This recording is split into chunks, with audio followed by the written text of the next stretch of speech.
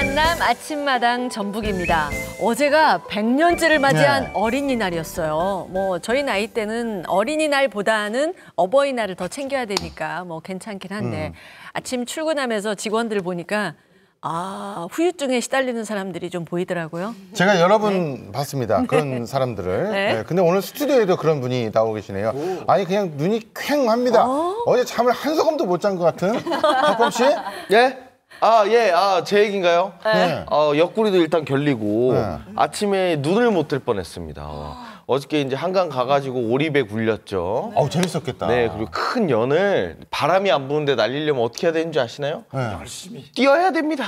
재밌었겠다. 1시간을 뛰었습니다. 재밌었겠다. 네, 재밌고 행복했죠. 네. 이렇게 어린이날, 이렇게 행복한 어린이날 만들어주신 소파 방정환 선생님 너무 감사드립니다. 네. 아까 분장실에서 한 얘기하고 좀 다르네요. 네, 어떤 게요? 아니 바람 안 부는 날 그거 날려가지고요. 선배님 저 힘들어 죽겠습니다. 이거 누가 만든지 모르겠어요. 막 그러더니 오늘 무슨 소파 방정환 선생님 이렇게 말씀하시면 지금 현재 생방이죠? 네. 그렇게 다 말씀하신 방송사고입니다. 네. 아니, 너무 이 어린이는 이 미래이자 우리의 자산 아닙니까? 그럼요. 그 본인 마음의 소리를 그렇게 큰 목소리 하시면 어떡합니까?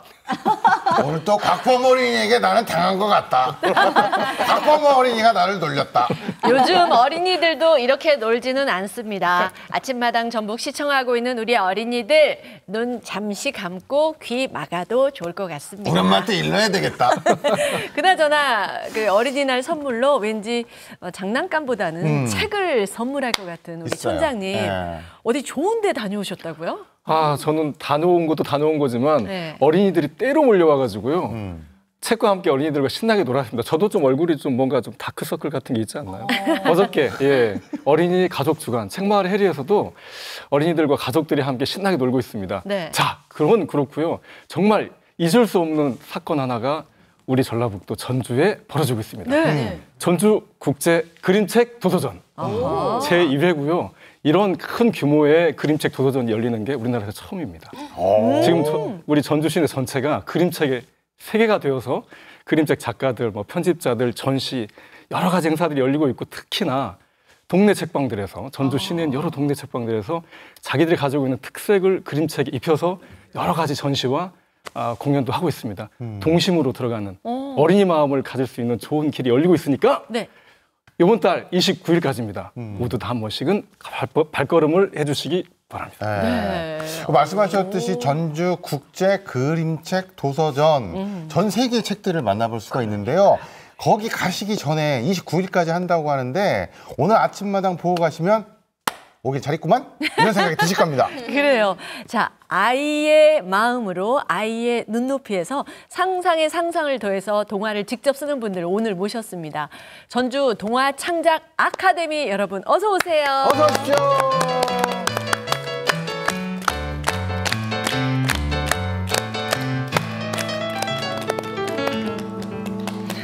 동화를 쓰시는 분들이라 어떤 분들인지 굉장히 궁금해요. 김자연 선생님부터 본인 소개 부탁드릴게요. 안녕하세요. 반갑습니다. 저는 동화창작연구소에서 동화창작 아카데미 동화 쓰기를 지도하고 있는 김자연입니다. 네. 와, 굉장히 많은 걸 아는 선생님이 나오셨어요. 그 옆에 이슬 선생님. 네, 안녕하세요. 고등학교 물리교사에서 동화작가로 거듭나고 있는 이희숙입니다. 안녕하세요. 물리 선생님이셨대요. 제가 싫어하는 과목이었네요. 죄송해요. 그 옆에는 한문 선생님 나오셨어요. 안녕하세요. 동화를 통해 그 중학교 제자들의 그 상처받은 마음을 위로해주고 싶은 그 한문교사 문준성입니다. 네. 저는 한문 좋아해요. 그랬군요. 그 뒤는요. 너는 나중에 태어나서 오복을 받아라. 그래가지고 할아버지께서 지어주신 이름 오복이 씨 나오셨습니다. 안녕하세요. 미술학원에서 아이들에게 그림을 가르치면서 동화를 쓰고 있는 오복입니다. 반갑습니다. 네. 완전 동안이시다. 38살. 그 옆에 강평성 이사님 나오셨습니다. 안녕하세요. 동화 덕분에 잃어버린 동심을 되찾은 남자 완주군 의회에 근무하는 뽀빠이 공무원 강평석입니다. 반갑습니다. 네. 뽀빠이 공무원. 어머. 오. 마지막으로 백명숙 선생님 나오셨어요. 네, 안녕하세요.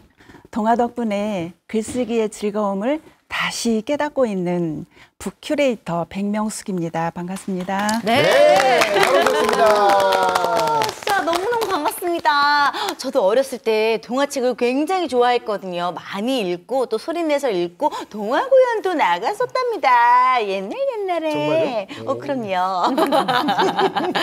아니 근데 저는요 동화 작가라고 하면은 뭔가 그 등단하신 분들만 쓰는 그런 거라고 생각을 했었거든요. 그 동화 작가는 뭔가 그 특별한 능력이 있어야만 하는 거 맞죠? 그렇지는 않습니다. 여기 오신 분들도 교사, 공무원 또는 도서관 사서 학원 원장님 같이 일반 시민들이십니다. 이게 자기의 평상시에 뭔가에 관심이 많고 이야기나 상상력을 좀 글로 풀어보고 싶다 하시는 분, 그리고 특별히 사소한 것에도 관심이 많으신 분들은 누구나 동화를 쓸 수 있습니다. 그렇군요. 보니까 연령대도 다양하고 직업도 정말 다양한데 동화 창작 퀴즈 아카데미가 언제 어떻게 시작됐는지 김자연 작가께서 소개 좀 해주세요. 네, 제가 전주대학교에서 강의를 오랫동안 하다가 어느 날 일반인들에게도 그 동화를 쓰는 곳이 있었으면 좋겠다는 생각이 들었어요. 그래서 이제 전주대 평생교육원에서 동화 쓰기반을 만들었고 그걸 운영해 오다가 시간이 잘 맞지 않으니까 또 이제 사람들이 요구하는 것이 있었어요. 그래서 동화 창작 연구소를 2010년에 만들었고 이제 거기에 이제 연구원 몇 명하고 이제 만들었는데 거기에서 이제 우리가 그 뭔가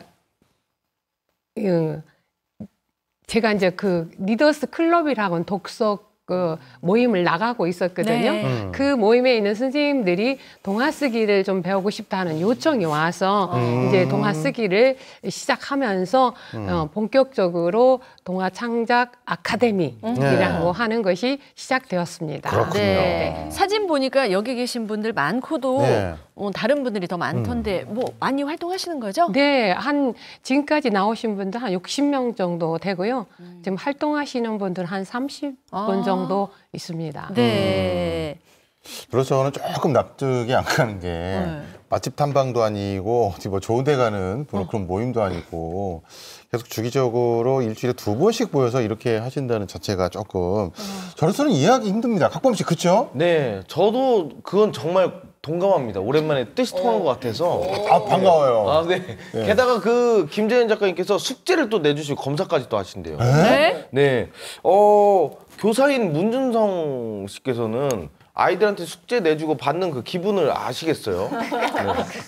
제가 아이들한테 숙제를 내고 이렇게 할 때 보면 그 표정을 보면 되게 괴로워하거든요. 근데 저도 마찬가지로 교수님한테 가서 할 때 괴로울 것 같지만 사실 좀 즐겁습니다. 저는. 네. 왜? 죽어요? 저희가 동화를 만드는데 총 6주가 걸리는데 한 편을 쓰는데 6주가 걸리는데 동화 씨앗을 가지고 계획서를 쓰는데 3주 그리고 그것을 스토리로 하는데 3주가 걸리거든요. 그래서 저는 아침에 일부러 천변을 달리고 있거든요. 한 50분 정도 걷고 뛰고 하는데 그때 동화를 계속 생각을 하거든요.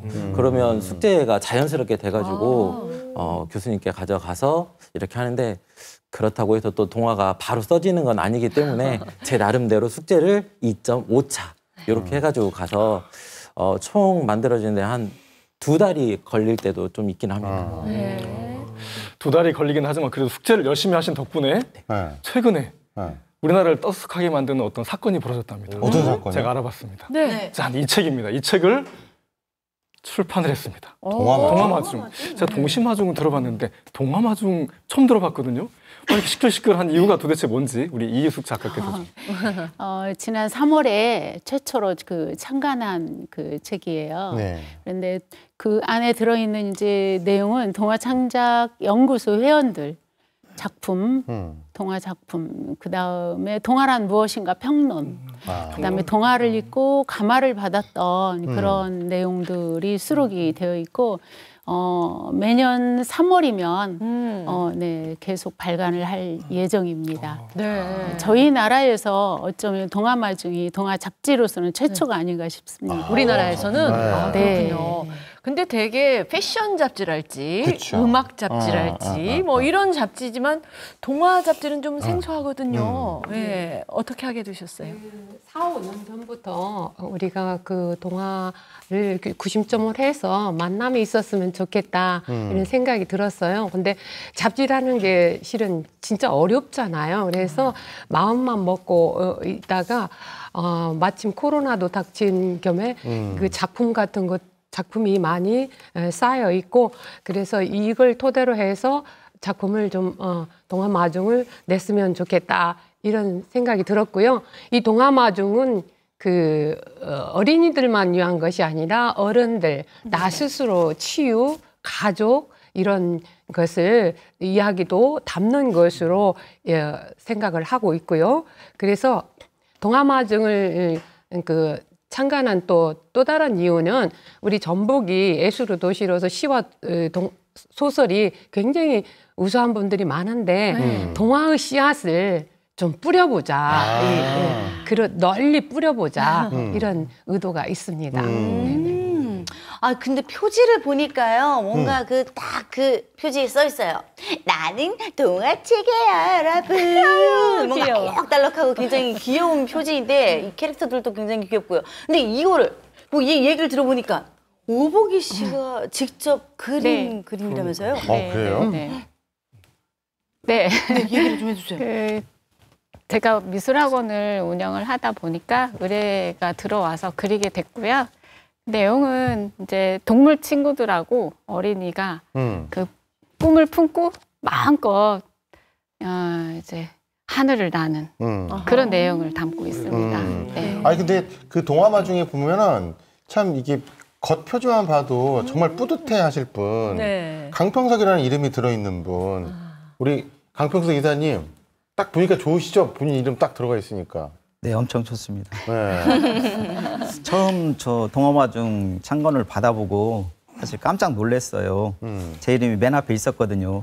나중에 알고 보니까 가나다 순으로 이렇게 한 거예요. 제 이름이 강씨잖아요. 네. 기여도순이 아니라 가나다. 예, 기여도순은 아닌 것 같아요. 예, 예. 사실 여기 계신 작가님들은 습작도 많이 하셨고 또 동화를 여러 편 쓰신 분도 계시는데 저는 그 동화마중에 쓴 동화가 처음이면서 유일한 작품이거든요. 그래서 뿌듯하기도 했지만 한편으로는 앞으로 더 동화를 많이 써야 되겠다. 그렇게 동기 유발도 되었습니다. 네. 근데 이렇게 동화마중이란 동화 잡지가 정식으로 출간되기 전에 동화 창작 아카데미 회원분들이 글을 쭉 모으셨다고 들었어요. 네, 그렇습니다. 저희가 2015년에 처음 모임을 시작했는데요. 한 학기가 끝날 때마다 회원들 작품을 모아서 문집으로 쭉 만들어 왔어요. 정식 책이 아니기 때문에 우리끼리만 이렇게 보는 그 작품집이었지만 저희 스스로의 어떤 성과를 확인할 수 있는 굉장히 뿌듯한 그런 작업이었고요. 그렇게 한 권씩 모아온 게 작년 상반기에 벌써 14호가 됐습니다. 네. 그래서 이번에 저희가 동화마중을 발간하게 된 그 밑거름이 아마 그 문집을 저희가 꾸준히 모아온 덕이 아닌가 그렇게 생각합니다. 네. 오늘은 동화를 쓰면서 아이 같은 삶을 살아가고 있는 동화창작 아카데미 여러분과 함께하고 있는데 책마을에서 오신 우리 촌장님. 책을 만드는 데 있어서 글을 쓸 때 소재가 중요하지 않아요? 그럼요. 네. 소재 굉장히 중요하죠. 그러니까 소재는 글감인데요. 글을 어떻게 쓸까, 무엇을 쓸까 할 때 이 무엇인데 아까 우리 문유성 작가도 동화의 씨앗을 생각한다고 하는데 어쩌면 그게 씨앗일 수 있는 거죠.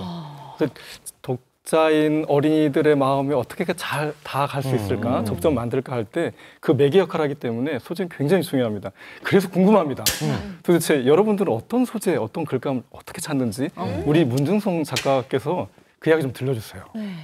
저는 보통 제 어렸을 때 기억을 그 소재로 삼는 것 같아요. 그래서 제가 중학교에서 근무하다 보니까 아이들이 자기계발서처럼 이렇게 힘내는 그런 동화를 쓰고 싶었는데 막상 학교에서 근무하다 보니까 힘들어하는 친구들이 훨씬 많더라고요. 그래서 그 친구들이 힘을 낼 수 있는 그런 글들을 쓰고 있고, 제가 지금 초등학교 4학년, 1학년 그 아이들이 있는데 그 아이들의 눈높이에 맞춰가지고 그 아이들이 좋아하는 게 딱 있더라고요. 그 소재를 가지고 곤충이나 동물을 가지고 이렇게 해가지고 동화를 쓰고 있습니다.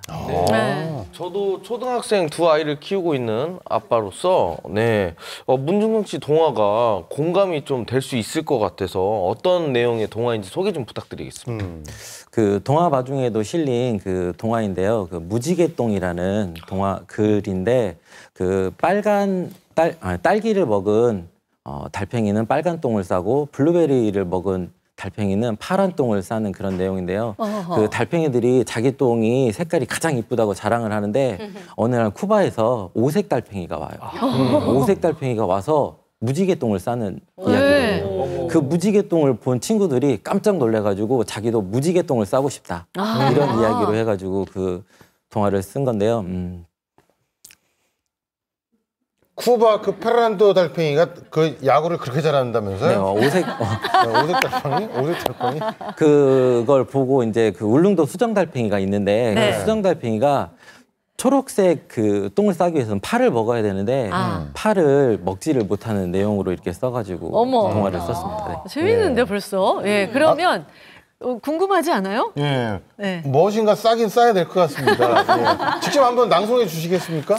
네, 부족한 실력이지만 그 울릉도 수정 달팽이가 예. 그 최선을 다해서 노력하는 것처럼 저도 앞에 나가서 한번 읽어보도록 하겠습니다. 예. 네, 무지개똥. 무지개똥. 울릉도 수정 달팽이는 파는 도저히 먹을 수 없었습니다. 먹으려고 하면 자기도 모르게 몸이 움츠러들어 껍질 속으로 쏙 들어갔답니다. 속이 상했습니다. 수정아, 파는 먹었어? 천천히 먹으면 할 수 있어. 달팽이들은 울릉도 수정 달팽이를 응원했습니다. 오늘은 먹을 수 있을 것 같아. 친구들의 응원에 힘을 내어 파를 한 입 베어 물었습니다. 퇴퇴퇴! 한 입 먹자마자 울릉도 수정 달팽이는 파를 뱉어냈습니다. 하마터면 토할 뻔했습니다. 눈에는 눈물이 맺혔습니다. 울릉도 수정 달팽이는 눈물을 쓱 닦았습니다. 친구들이 보는 것은 싫었으니까요. 이 모습을 쭉 지켜보던 오색 달팽이가 조용히 울릉도 수정 달팽이에게 다가왔습니다. 나도 처음엔 골고루 먹는 게 힘들었어. 특히 파는 더. 이것부터 먹어볼래? 오색 달팽이는 작은 시금치 한 장을 슬쩍 밀어주었습니다. 며칠이 지났습니다. 울릉도 수정 달팽이는 희미하게 초록색이 섞인 무지개 똥을 싸기 시작했습니다. 초록색 똥을 보자 울릉도 수정 달팽이는 진짜 무지개 똥을 싸고 싶어졌습니다. 마침내 용기를 내어 시금치를 덥석 먹었습니다. 어머. 예. 아니 세상에 뭔 내용은 쿠바에서 온 뭔 달팽이고 뭐 울릉도 달팽이인데 아니 말씀은 거의 뭐 멕시코에서 온 곤잘레스요. 겁나게 빠르시요. 아니 근데 정말 아이디어도 좋고 예쁜 똥을 싸기 위한 달팽이의 고군분투. 그러니까. 예. 나중에 취나물 먹어도 좋을 것 같아요. 취나물. 네, 그쵸? 곰치 또 이런 거 좋잖아요. 곰치 또 좋아요. 그렇죠? 네, 좋을 것 같습니다. 네. 아이들 눈높이에 맞춰서. 네. 재밌다. 아니 그 파를 못 먹는 달팽이 이야기를 들으니까 그 우리 그 첫째 딸이 생각이 나는데 이제 파 관련된 거 다 빼네요 이제. 네. 그냥 뭐 양파, 파, 뭐 그냥 그 파 색만 봐도 이제 빼낼 정도인데 혹시 그 문준성 씨 딸도 파를 싫어합니까? 네, 싫어합니다. 그래서 쓰게 되신 것 같은데. 네. 어떻게 싫어하는 거예요? 얼마큼? 파 따님이 대면 보면 이렇게 누가 볶음밥 같은 걸 해주잖아요. 아, 네네네. 그럼 그렇게 막 제- 빼고 먹나요? 아니면 네네네. 파 들어간 음식 자체를 안 먹나요? 지금도 파를 먹을 때 귀신같이 알아요. 저희가 이제 파를 할 때 볶음밥에다 막 넣어서 주는데 딱 입에다 넣으면 어떻게 알고 퇴부터 아이고. 내는 그런. 네. 그렇게. 이게 야, 그 그 책을 읽고 나서도 그럼 파는 먹지 네. 않았나요? 먹었을 것 같은데. 먹었어야 좀 극적일 텐데. 네, 먹었다고 해주세요. 그래서 파를 먹어야 초록색 똥을 싸서 네. 무지개 똥을 완성할 수 있는 달팽이 이야기를 쓰게 된 거거든요. 근데 제가 딸이 먹었으면 해서 쓴 글인데 아직도 아직도 먹지 않고 있습니다. 그러면 저기 한국인의 밥상을 한번 같이 시청하세요. 최불암 씨 파는 거. 그럼 먹을 것 같은데? 파야 맛있지? 이러면서. 예, 예. 그러니까. 네. 아 근데 그래도 아빠가 나를 위해서 나를 소재로 해가지고 이렇게 동화를 예쁘게 써주면 너무 기분이 좋을 것 같거든요. 근데 반면에 이분은 뭐 딸도 아니고 가족도 아니고 본인의 이야기를 직접 자전적 동화로 자기 자신에게 썼다 하시더라고요. 강평성님 맞으시죠? 네, 맞습니다. 네네. 동화를 쓰면서 동심을 찾은 것이 가장 큰 수학인데요. 네. 사실 저는 어렸을 때는 동심이 풍부했는데 나이를 먹으면서 동심이 사라진 줄 알았어요. 네. 동화 아카데미를 통해서 제 마음속에 동심이 살아있다는 것을 깨달았어요. 그 동심을 가지고 어떤 동화를 쓸까 굉장히 고민을 많이 했거든요. 그러다가 제가 요즘에 걷기에 많이 빠져 있는데요. 제 일상을 한번 써보자. 그리고 걸으면서 생긴 에피소드, 또 우리 가족들과 함께 나눈 이야기, 그런 것들을 한번 동화로 써보자 도전하게 되었고요. 그래서 나온 동화가 동화마 중에 소개된 걷기왕 우리 아빠입니다. 네. 또 자전적 동화라고 하니까 더 궁금하니까 저희가 좀 듣고 싶은데 한 대목 들려주실 수 있을까요? 네, 알겠습니다. 네.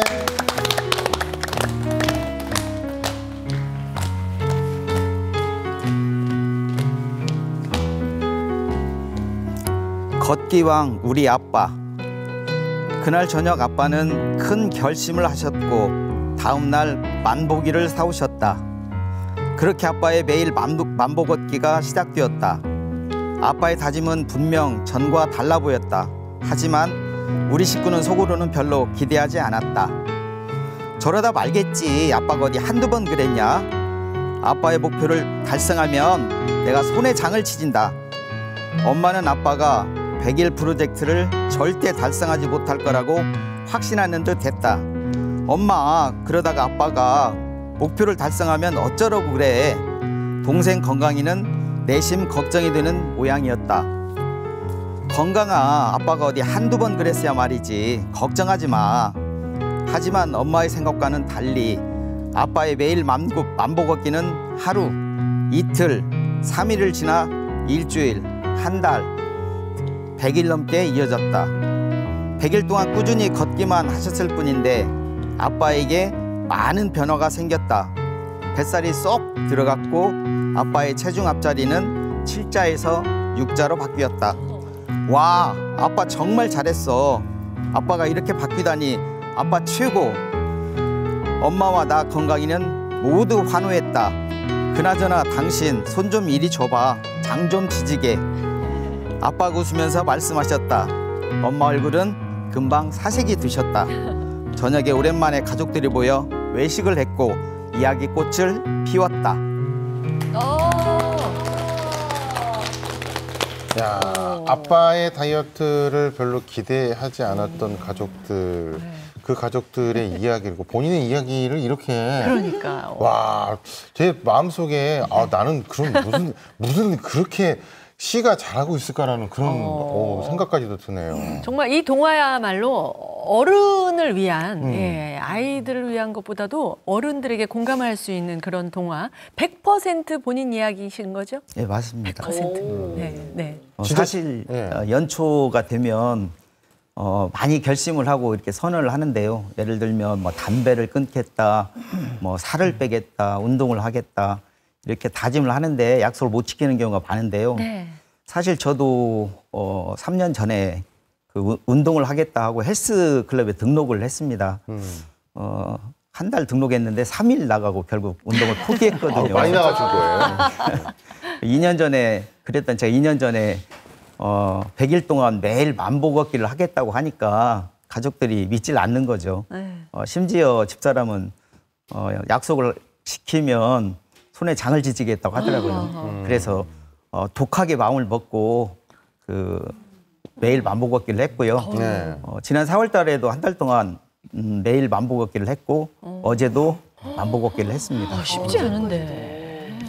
덕분에 건강해졌고요. 살도 빠졌습니다. 그리고 동화까지 이렇게 쓰게 되어서 너무 기분이 좋습니다.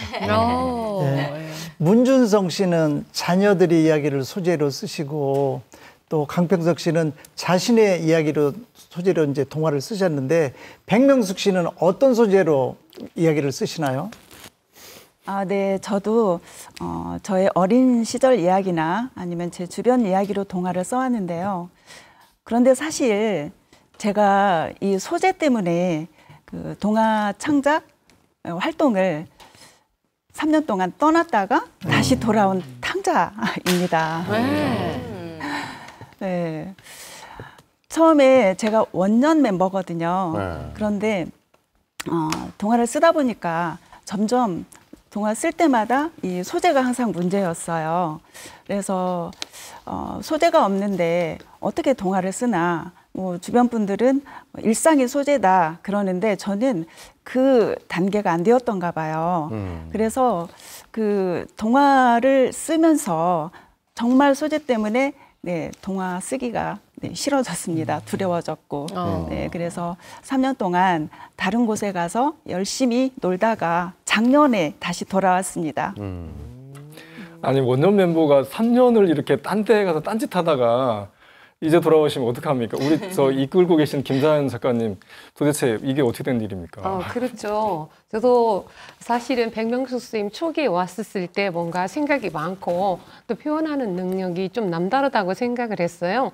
그래서 이 사람이 1, 2년 안에 뭔 일이 날 수도 있겠다 이렇게 생각이 됐는데 이제 쓰다 보면 슬럼프라는 것도 오고 좀 힘든 때가 와요. 그런데 이제 이분이 다른 것을 하겠다고 나갔는데 제가 이제 작품을 똘챙이라는 작품을 봤는데 이 정도면 언젠가 또 돌아오겠구나 싶었는데 진짜 돌아온 것 같아요. 똘챙이요? 네. 똘챙이? 올챙이. 처음 들어본 단어 죄송합니다만 또라이랑 올챙이 아니겠죠? 어떤 뜻이죠 이게? 똘챙이. 네.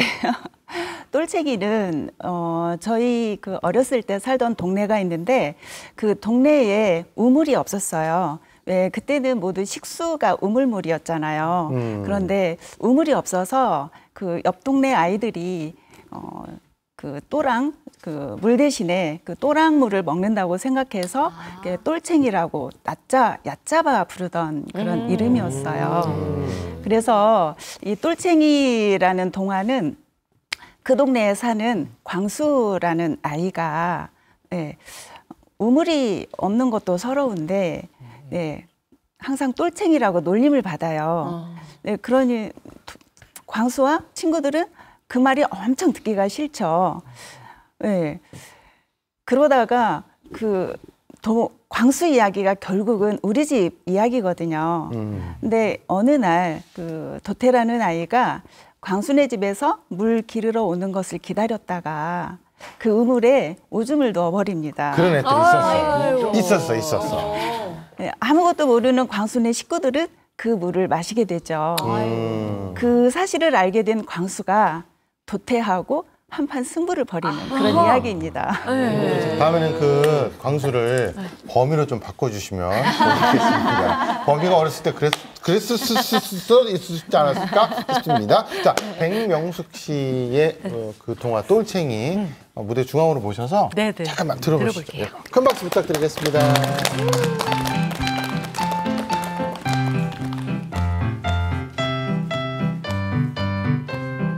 똘챙이. 다음 날 학교가 파하고 월암 삼거리 우물가에 아이들이 모였습니다. 광수와 도태의 대결을 보기 위해서입니다. 월암리 아이들은 웃고 있는데 삼산리 아이들은 긴장한 모습입니다. 준비됐냐? 자, 덤벼! 이 치사한 자식아! 광수가 먼저 싸울 자세를 취합니다. 똘챙이 주제에 감히 나한테 도전장을 내밀어? 오늘이 네 제삿날인 줄 알아라. 도태도 광수에게 으름장을 놓으며 젠걸음으로 다가갑니다. 그래, 너 오늘 똘챙이의 매운맛을 보게 해주마. 각오해라, 이 무식한 쌈탱아. 광수가 날쌔게 팔을 뻗어 도태의 얼굴을 공격합니다. 도태는 재빨리 얼굴을 피하면서 주먹으로 광수의 옆구리를 쳐 올립니다. 광수가 순간 비틀거렸으나 다시 중심을 잡고 도태의 팔을 잡아 뒤로 꺾어버립니다. 도태가 비명을 지르며 발로 광수의 정강이를 차보지만 제대로 맞지 않습니다. 다른 아이들은 광수와 도태를 안타깝게 보고만 있습니다. 절대 끼어들면 안 된다고 했기 때문입니다. 너도 네 몸에서 나온 물 한번 먹어봐라. 맛이 어떤지, 이 비겁한 자식아.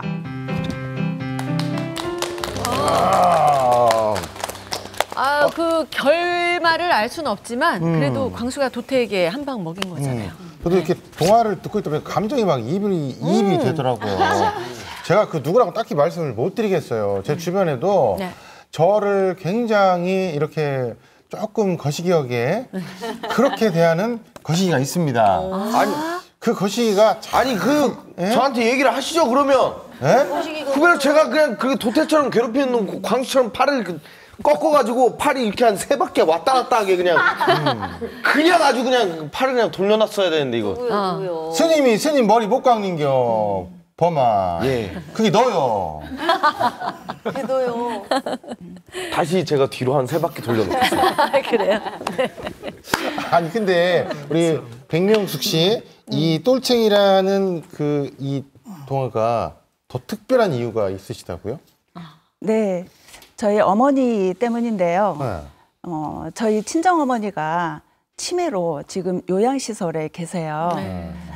제가 작년에 어머니 면회를 갈 때 이 똘챙이를 한 권의 책으로 만들어 갔어요. 어머니가 그 요양원에서 무료하실 때 읽어보면 어떨까 그렇게 생각을 했는데 코로나라서 안에 들어가지는 못하고 그렇죠. 밖에 있는 정자에서 제가 이 책을 읽어드렸거든요.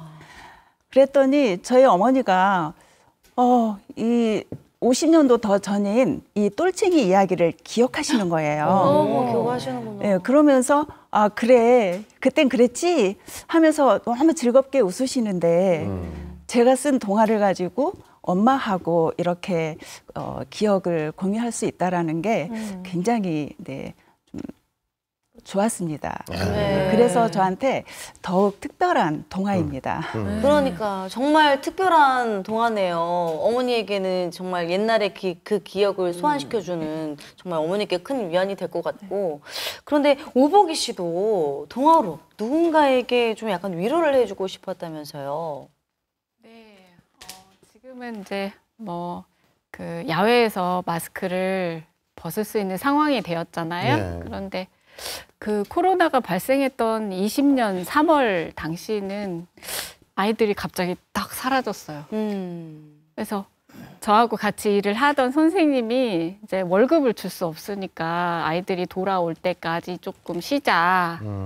이랬거든요. 그런데 좀 어려워지고 그분 이제 남편 사업도 어려워지고 막 이러다 보니까 집안이 경제적으로 너무 어려운 거예요. 선생님이 잠을 못 자고 불안해하고 막 치료받을 상황까지 가다 보니까 내가 이 선생님을 위해서 할 수 있는 게 뭘까 생각하다가 이 동화를 쓰게 됐어요. 네. 그러셨군요. 코로나가 수그러들고는 있지만 사실 코로나19로 인해서 많은 분들이 상처를 많이 입었거든요. 네. 그런 분들이 함께 읽으면 좋을 것 같은 동화가 있는데 무슨 내용이에요? 이제 그 주인공 소리가 코로나 때문에 학교를 못 가요. 또 엄마도 직장을 잃고 아빠 하는 사업은 어려워지고 이래서 그 경제적으로 집안이 막 가족들이 고통을 받는 내용인데 소리가 이제 학교에서 강낭콩을 이제 못 기르니까 집으로 가져와요. 거의 다 시들어서 죽을 네, 그쵸. 상태가 되는 그거를 이제 정성껏 키우면서 그 과정을 통해 가지고 식구들이 희망, 용기 이런 거를 갖는 과정을 그린 동화입니다. 그래요. 네. 일단 내용만으로는 굉장히 희망적이고 저희가 들어봐야 할 것 같습니다. 웃어라 동해야 이후로 굉장히 히트가 될 것 같은 그거. 웃어라 강낭콩. 강낭콩. 네, 그거 한번 들어볼게요. 네, 네, 네.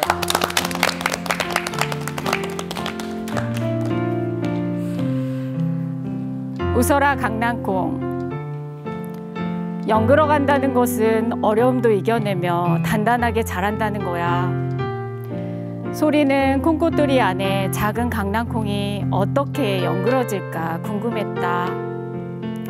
오늘도 엄마는 파스를 여기저기 붙이고 일을 하러 나갔다. 엄마, 손이 왜 그래요? 조금 다쳤어. 엄마가 손에 붕대를 감고 왼손에 장바구니를 들고 왔다. 아빠는 삼겹살을 노릇하게 구웠다.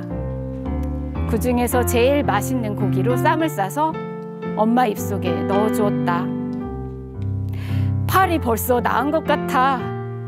엄마는 두부를 오물거리며 붕대 감은 팔을 들어 올려 보였다. 강낭콩처럼 우리 가족도 코로나를 꿋꿋하게 이겨내보자. 아빠는 쌈을 높이 들고 외치듯이 말했다. 네, 아빠.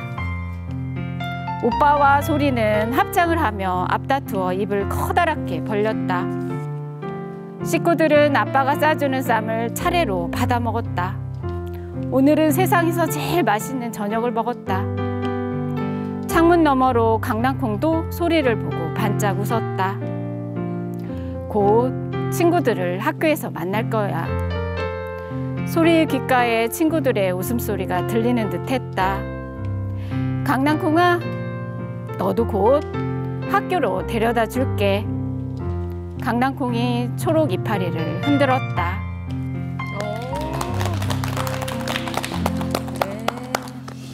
동화 속 우리 아이들의 그 바람처럼 그냥 학교 가서 친구들하고 재밌게 노는 거, 뭐 학교 가서 1등 하는 게 아이들은 목적이 아니잖아요. 그리고 강낭콩도 키우고 같이 술래잡기도 하고 딱지치기도 하고 그러면서 크는 건데, 그러면서 또 그 안에서 나왔던 그 마스크 벗는 거라든지 이런 모든 것들이 보면은 어찌 보면 이게 그 시발점이 된 것 같아요, 이 동화가. 네, 진짜 마법처럼 지금 우리 이렇게 좀 더 편안해졌잖아요. 그 동화 하나가 주는 힘, 강낭콩처럼 우리 힘을 내자 하는 그런 힘이 시청자들뿐만 아니라 그 동료 선생님한테도 큰 위로와 위안, 그리고 용기를 주었을 것 같습니다. 네, 정말 어린 시절의 추억을 공유하고 세상에 위로의 손길을 건네는 그런 동화를 쓰는 전주 동화 창작 아카데미 여러분과 함께하고 있습니다. 네, 이제 앞쪽에 계신 두 분의 동화만 만나보면 되는데 이희숙 씨가 들려주실 동화는 아주 뜨끈뜨끈한 동화라고 들었습니다. 얼마나 뜨끈뜨끈한가요? 이 책인데요. 아, 뜨거! 꽃팔이에요. 진짜 뜨거워요. 왜냐하면은 이 책이 나온 지가 지금 제가 지금 이 책을 받은 지가 한 열흘? 앞으로 조금만 책을 내밀어 주시면 네, 잘 보이네요. 네. 한 열흘 정도 됐는데요. 네. 저기 그림까지도 제가 도전을 했어요. 네, 저는 그림을 그려본 적이 없어요, 실은. 그런데 어디에서 힘이 나왔는지 저도 모르게 그림이 그려졌어요. 그래서 조금 쑥스럽긴 해요. 네. 진짜 신간인 거잖아요. 그렇죠. 열흘 된 거면. 그림도 생각보다 너무 잘 그리시고, 아니, 내 책이니까 이렇게 자연스럽게 그려지셨나 본데, 내 이름이 들어간 내 책을 갖는다는 건 어떤 기분인지 조금 얘기 좀 해주세요.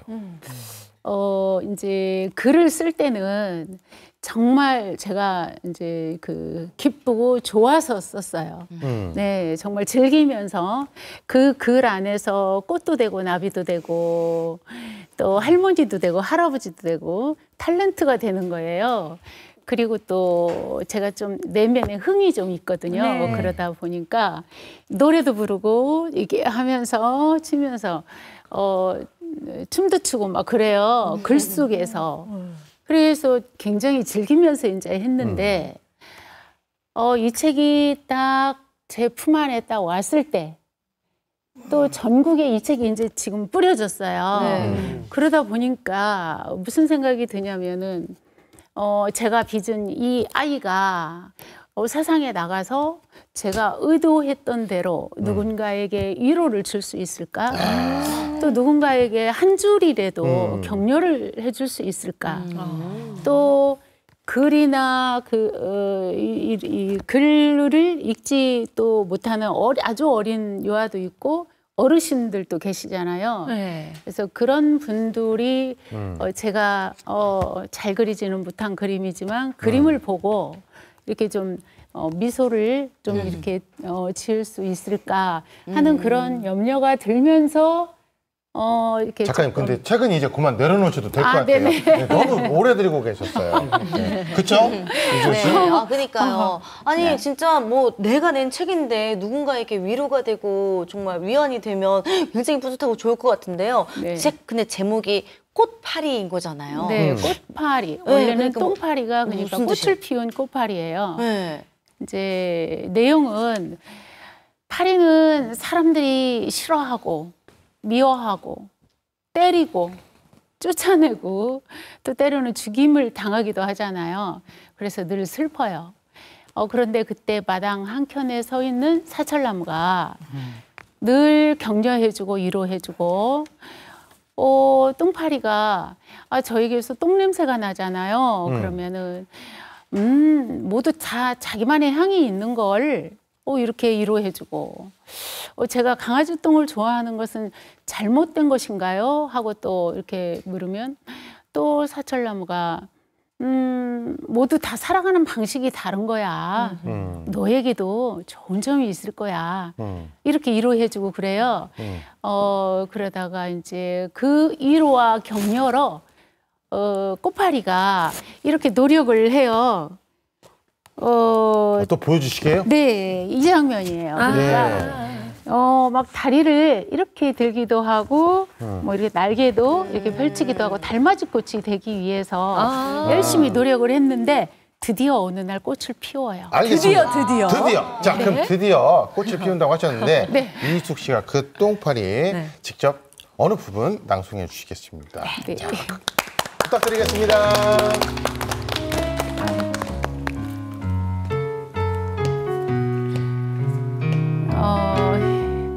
꽃파리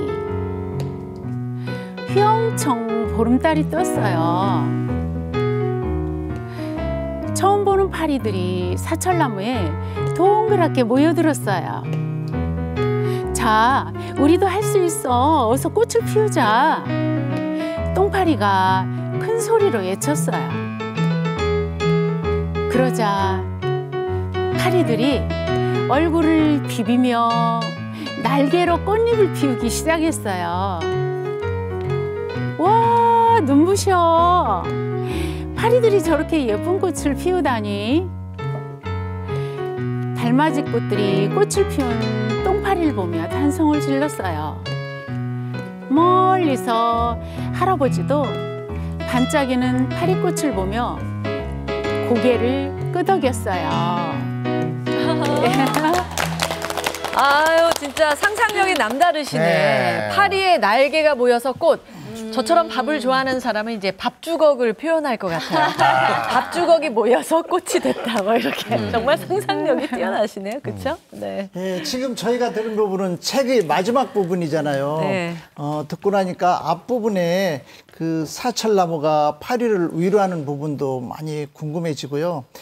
좀 되게 예쁘고 좋은 말이 많이 들어있을 것 같은데 저도 사서 꼭 한번 읽어보겠습니다. 독자 생겼어요. 네. 1년 넘게 방송하면서 사서 읽겠다는 말씀을 처음 하신 것 같습니다. 예. 책 잘 팔릴 것 같습니다. 이제 주인공 마지막 분만 남았는데 우리 그 김자연 동화 작가님 혹시 이대건 총장님 책 이렇게 하시니까 잘 아시나요? 김자연 작가님은 우리 교과서 공부할 때 교과서 쓰잖아요. 학교 다닐 때 교과서에 동화가 실려 있는 정말 멋진 작가세요. 네. 유명한 작가기도 그래서 하고 정말 동화를 멋지게 쓰는 분이신데 한 편도 아니고 한 편 실리기가 보통 일이 아니잖아요. 네. 2편이나 실려 있습니다. 그런 분이셨어요? 맞죠? 네. 좀 쑥스럽지만 그렇습니다. 네. 초등학교 4학년 1학기 교과서에 동시 아침이 오는 이유가 실려 있고요. 네. 4학년 2학기 교과서에는 비 오는 날에 실려 있어요. 네. 그리고 이제 항아리오 노래는 초등학교 4학년 교과서에 10년 동안 실렸던 작품입니다. 네. 그 국정 교과서에 실린 그 작품으로 인해서 학교에서 유명한 게 아니라 병원에서 유명해지셨다는데 그건 또 무슨 말이에요? 네. 지금은 돌아가셨지만 저희 아버지는 저를 굉장히 자랑스럽게 여겼어요. 그래서 제가 이제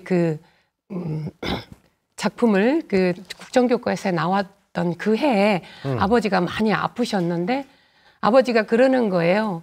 그 병원에 있는 선생님한테 일부러 선생님 딸 있으세요? 그러면 네. 그러면 딸이 뭐 하시는가요? 그렇게 물어봐요. 그러면 네, 뭐 합니다. 그러면 이제 눈치를 채시고 네. 선생님 딸이 있으세요? 그럼 네, 있지요. 그러면 뭐 하십니까? 그러면 국정교과서에 나오는 작가입니다. 그렇게 얘기를 하셔요. 네. 그래가지고 그 주변에 있는 그 선생님들이 의사 선생님 간호원들이 모르는 사람이 없을 정도로 그렇게 자랑하시고. 네, 그렇게 야. 자랑을 하고 다니셨습니다. 진짜 딸바보 인증을 제대로 하신 거네요, 여기저기.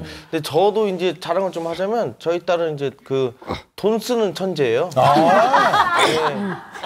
일단 놀러 나가면 친구들 만나서 카드 들고 나가서 진짜 하루에는 8번까지 온 적 있어요. 네. 문자가. 네. 문자가. 아이고. 그 골목 대장입니다. 돈 쓰기 골목 대장.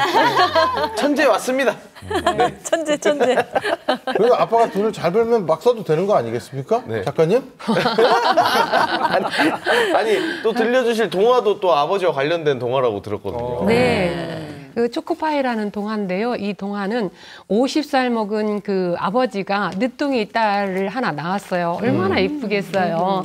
그러니까 잔치집이든 뭐 이발소든 장터든 다 데리고 다녀요. 근데 그때는 참 즐거웠는데 얘가 이제 4학년이 되니까 친구들 앞에서 자기 아버지가 너무 나이 들고 모습도 농촌에서 일하니까 부끄러운 거예요. 그래서 자꾸 숨어 다니는데 어느 날 아버지가 이제 학교에 데려다 주면서 초코파이를 하나 내밉니다.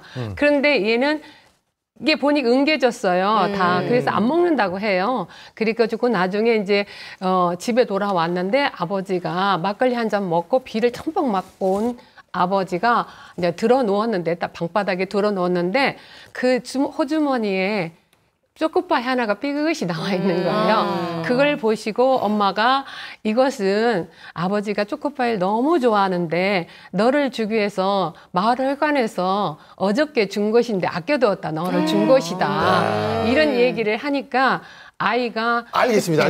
예. 이 말씀만 들어도 좀 가슴이 뭉클해지거든요. 저도 그 느낌 알아요. 자, 그럼 직접 그 초코파이 네. 낭송해 주실 수 있으시겠죠? 네. 예. 와.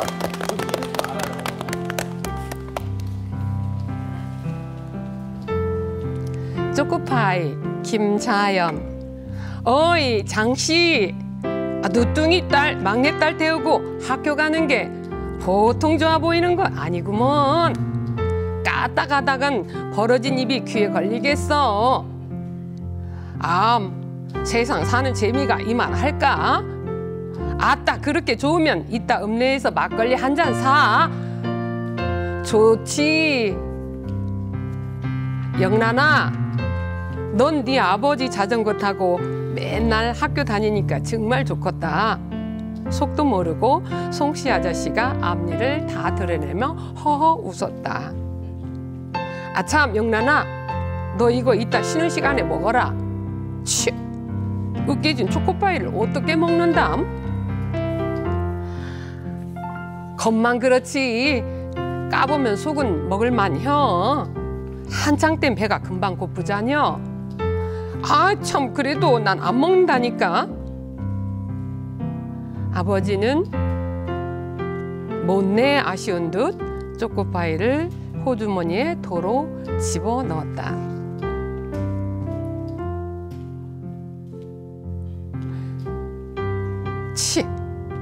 아버지는 그렇게 좋아하는 초코파이를 왜 여태 안 먹고? 영란이는 으깨진 초코파이를 손가락으로 떼어 입에 넣었다. 엄마가 말했다. 야가 참 별일이네. 으깨진 초코파이를 다 먹고. 초코파이를 삼키는 영란이 목이 꽉 메어왔다. 감사합니다. 네. 정말 늦게나마 아버지의 진심을 알게 된 영란이. 근데 왜 그렇게 자식들은 부모의 마음을 뒤늦게 알게 되는 걸까요? 다 읽고 나면 막 눈물을 흘릴 것 같은 그런 느낌? 왜? 제가 봤을 때는 이 그 동화의 느낌은 딱 그건 것 같아요. 네.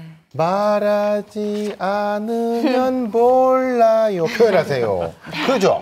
그렇죠. 말을 해야 알긴 하는데 근데 뭔가 세세하게 설명하지는 않았어도 저도 영란이처럼 목이 좀 메이는 그런 느낌이 들더라고요. 근데 뭐 이런 흔한 과자 같은 소재를 가지고 동화 한 편을 만든다는 게 솔직히 쉬운 일은 아닐 것 같거든요. 어떻게 글이 안 써지실 때도 있으시죠? 그렇죠. 안 써질 때가 많죠. 그 써질 때는 막 써지는데 또 안 써질 때는 그 며칠이 걸리는 경우도 있습니다. 이제 그런 경우는 좀 드물고요. 저는 이제 여기서 그 안 써질 때 좀 특별한 그 행동을 합니다. 특별한 어떤 행동? 네, 행동을 하는데 아이가 되는 것이죠.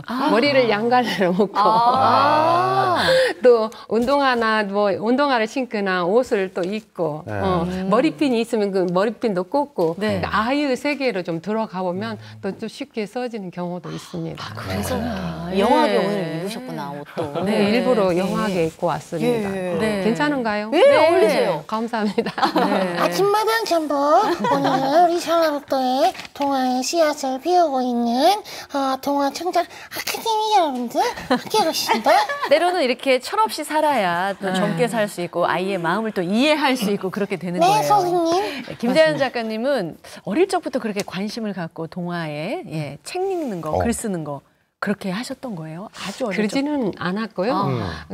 저는 어린 시절에 조금 뭐랄까 내 뜻과 이상이 좀 안 맞아가지고 항상 좀 불만이 좀 많았어요. 네. 근데 어느 순간에 청소년 시절에 동화를 한 편 읽게 되었는데 그걸 읽으면서 이상하게 마음이 편안해지고 뭔가가 그 안정감이 있는 것이 느껴졌어요. 그래서 동화가 이런 매력이 있구나 하는 생각이 들면서 뭔가 내 마음속에 가시를 뽑아낸다고 할까? 뭐 이런 느낌이 들어서 동화를 쓰게 됐죠.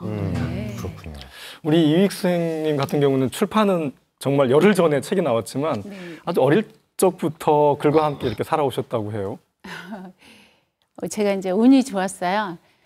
초등학교 4, 5, 6학년 3년 동안 한 선생님께서 담임 선생님을 하셨어요. 네, 그런데 그 선생님께서 그 칠판 밑에 초록색 칠판 밑에 빈 공간이 있잖아요. 네. 그 빈 공간 벽에 책을 수북이 쌓아두셨어요. 항상. 근데 그게 이제 3년 동안인데 공부하러 학교 간 거보다 어떻게 보면 진짜 책 읽는 재미로 학교를 갔던 것 같아요. 마구 읽었어요. 닥치는 대로. 근데 그것이 어떤 그 문학을 하게 되는 어떤 초석이 되지 않았나 그런 생각이 들고요. 제가 이제 직장 생활하면서 아기들 키울 때 그때부터 습작을 하기 시작했어요.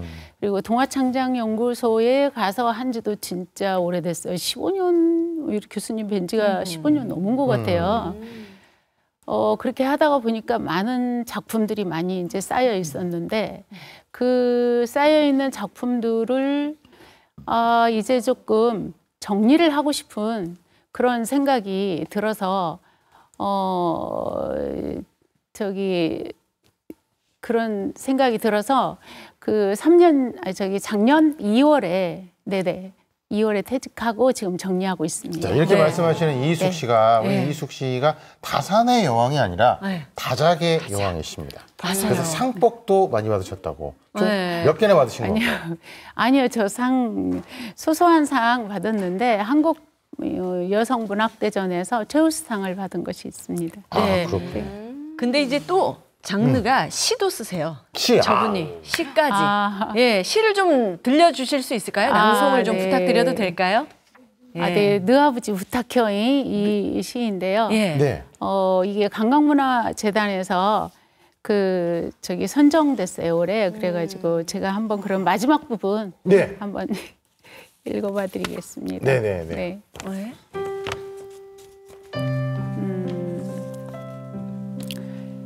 분칠 누르스름한 게 참말로 고급지다. 삼배 옷이네. 이 여름에 삼배 옷 입고 행랑에 앉아 부채질하고 싶었는디 몸빼를 벗어던지고 이렇게 고급진 옷을 입으니 기분이 참말로 좋네. 거기에 분칠도 하고 곱게 입술도 지렸어. 혼인할 때 연지곤지 찍고 영감 부끄러 고개를 못 들었는디 지금은 새끼들 보기가 부끄러 고개를 못 들겠네. 화장이 지녀서 알아보기는 하나 나요 애미요 할미구만. 이 아들아 하늘나라에 가면 다 착혀서 다 이쁘디야. 오메도 이쁘게 하고 천당 갈라고. 오메 영감이 다 못 알아보면 어쩐디요? 영감 천당서 제일 이쁜 할미가 나요. 네 고맙습니다. 네. 어머니를 떠나보내야 해서 마냥 슬프기만 한 그런 가족들의 마음 짠한 그런 내용이었던 것 같아요. 네. 지우 씨도 지금 그러니까요. 어머님이 좀 많이 아프시잖아요. 그러니까 저도 지금 병원에 계신 엄마 생각이 나가지고 눈시울이 막 이렇게 붉어지려고 하는데 뒤에 계시는 강평석 작가님도 예, 약간 울먹울먹하는 그런 표정이시더라고요. 어머님 생각이 좀 나시나 봐요. 사실 아침에 지금 TV를 보고 계실 텐데요. 여느 엄마처럼 저희 엄마도 아들 삼형제 뒷바라지 하시면서 일생을 다 보내셨거든요. 네. 그리고 제가 아들 하나, 딸 하나를 두고 있는데요. 저희 아이들을 어렸을 적부터 다 키워주셨어요. 엄마가 특히 이 꽃을 좋아하시고 식물을 잘 기르시거든요. 그런 엄마의 그 삶을 다음에 동화로 꼭 한번 써보고 싶어요. 엄마가 아파트에 사시는데요. 엄마 집에 놀러 가면 꼭 화원에 온 듯한 그런 느낌이 들 정도로 정말 그 꽃을 예쁘게 기르시는데요. 제가 블로그에도 세상에서 가장 아름다운 정원은 우리 엄마 아파트 베란다라고 이렇게 표현을 했었거든요. 예. 그런 엄마의 삶을 다음에 꼭 동화로 한번 써보고 싶어요. 예. 동화 덕분에 어머니를 예전보다 더 생각했던 것처럼 동화 덕분에 남편으로서도 점수를 많이 따고 계시다고요? 동심을 찾기도 했는데요. 동화를 쓰다 보니까 제 마음이 긍정 마인드로 바뀌는 것 같고요. 예. 그리고 훨씬 밝아지고 맑아진 것 같아요. 직장에서 조금 보수적이라는 얘기를 들었었는데 긍정 마인드로 아랫사람 대하고 있고요. 집안에서는 아이들과 그 대하는 방식이 많이 달라졌어요. 네. 아이들하고 얘기하는 시간도 많이 늘어났고 예전에는 주로 제가 얘기를 했었는데 지금은 아이들 이야기를 많이 듣고 있습니다. 네. 그리고 가족 일에 참여하는 횟수가 늘어났는데요. 네. 설거지도 많이 하게 되었고요. 그러셨구나. 근데 문준성 작가님도 아이들 예, 잠자리 풍경이 바뀌었다고요? 네, 제가 그 동화를 쓰기 전과 후가 나누어지는데 네. 동화를 쓰기 전에는 아이들이 좋아하는 그 남자아이가 좋아하는 괴물 이야기나 여자아이가 좋아하는 공주 이야기를 많이 읽어주면서 제가 전달만 했었는데 지금은 제가 동화를 쓰고 그러다 보니까 그 아이들의 수준에 맞추기 위해서 네. 동화를 누워서 이렇게 잠자리에 누워가지고 이야기들을 하는데 너무 좋아. 서로 이렇게 왔다 갔다 하는 이야기가 되다 보니까 훨씬 제가 동화 쓰는데 도움도 많이 받게 되고 아이들도 거기에 몰입해가지고 저에게 도움을 많이 주게 되더라고요. 네. 저도 이제 개그맨이다 보니까 최대한 열심히 막 살려서 읽어주는 동화를 많이 했었는데 직접 쓴 동화를 읽어주는 거 그거 좋을 것 같고 이번에 지금 또 쓰고 있는 거는 또 아이들을 위한 게 아니라 제자들을 위해서 또 쓰고 계시다고 들었습니다. 네, 제가 처음 동화를 쓴 이유가 그 학교에서 자기 개발하려고 하는 그런 친구들을 위해서 썼었는데 보다 보니까 그런 친구들보다는 지금 코로나로 인해 가지고 마음의 상처를 많이 받은 친구들이 눈에 보이더라고요. 그렇죠. 그래서 그런 친구들을 위해서 이렇게 글을 써야 되겠다라고 생각을 했고 실제로 학교에서 급식을 먹는데 마스크를 쓰고 밥을 먹는데 걷지를 않아요. 이렇게 자기의 얼굴 밑에가 보이는 게 싫어서 이렇게 들고 밥을 이렇게 먹고 이렇게 하는 경우들이 많거든요. 그래서 지금 제가 쓰고 있는 동화는 제 콤플렉스가 있거든요. 그 콤플렉스로 그 친구들에게 그 콤플렉스에서 벗어날 수 있는 그런 동화를 지금 준비 중입니다.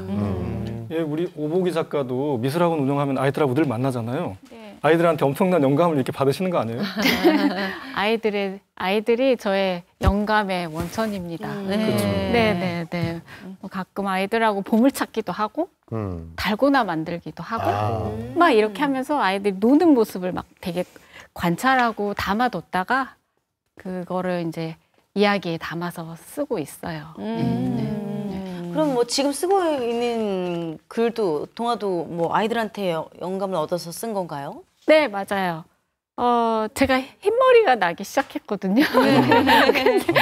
이 흰머리가 굉장히 거울을 볼 때마다 신경 쓰이는 거예요. 그런데 어느 날 어떤 아이가 제 흰머리를 뽑으려고 달려드는 거예요. 그래서 안 돼! 멈춰!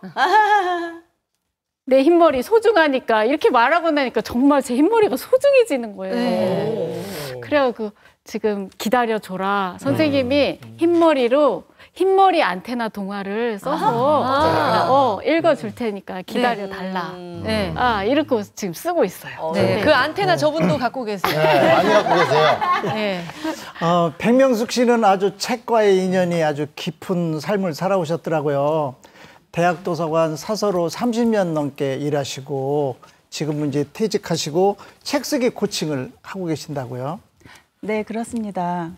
제가 도서관 사서로 오랫동안 일해온 것이 이 글을 쓰고 책 쓰기 코칭을 하는데 도움이 된 것은 사실이죠. 그런데 사실은 이 동화 쓰기를 통해서 제가 글쓰기 훈련을 제대로 했다고 생각하는 사람이에요. 왜냐하면 동화를 쓰면서 글쓰기를 하면 그 글쓰기가 접근하기도 쉽고 지루하지 않게 글을 쓸 수가 있거든요. 가령 글을 쓰면서 단문으로 쓴다거나 아니면은 그 관념어를 좀 지향을 하고 구체적인 어휘로 표현을 해야 하거든요. 그렇죠. 그게 글쓰기의 가장 기본이에요. 그리고 이제 자기 작품을 쓰잖아요. 그러면은 그 작품을 퇴고하는 과정이 있어요. 이 퇴고하는 과정에서 문장을 보는 눈이 길러지거든요. 그런데 이게 또 그 실용 글쓰기에도 많은 도움이 됩니다. 그렇군요. 오늘 이렇게 말씀 나누다 보니까 벌써 마쳐야 될 시간이 왔습니다. 오늘의 책, 촌장님 짧게 부탁드리겠습니다. 어린이라는 세계입니다. 이 다시 리커버돼서 표지를 바꿨어요. 100년 맞는 어린이날 기념입니다. 그래서 이 작가는 어린이책 편집자였고 그래서 어린이를 만났고 또 독서교실을 운영하면서 아이들의 마음과 어른의 마음을 이렇게 맞닿는 그런 지점을 잘 찾아서 여기 책에 부려놨습니다. 어른이 아이들의 거울이라고 하는데요. 거꾸로 아이들을 보면서 거꾸로 어른들이 거울 삼아서 자신의 삶을 다시 반추하는 그런 소중한 내용이 담겨 있습니다. 그래서 우리 김자연 그 작가님께 이 책을 선물하겠습니다. 받게 되십니다. 정말 동심의 세계로 저희를 안내해 주셨습니다. 진짜 오늘 동화책 읽고 싶네요. 오늘 좋은 말씀들 해주셔서 고맙습니다. 고맙습니다. 산과 들에는 봄꽃이 많이 피어 있고요. 하늘도 예쁘고요. 정말 이럴 때 친구들 만나서 뛰놀고 싶은 거 있죠? 전주에서는요 한지 축제가 열리고요, 비보이 축제도 열린대요. 그리고요 또 뭐가 있냐면요, 남원에서 춘향제가 열린대요. 그리고 고창하고 김제에서는 보리밭 축제도 열린다니까 꼭 한번 가보시길 바라겠습니다. 동심의 세계로 빠져보자고요. 저희는 다음 주에 건강한 모습으로 다시 찾아오겠습니다. 고맙습니다. 고맙습니다.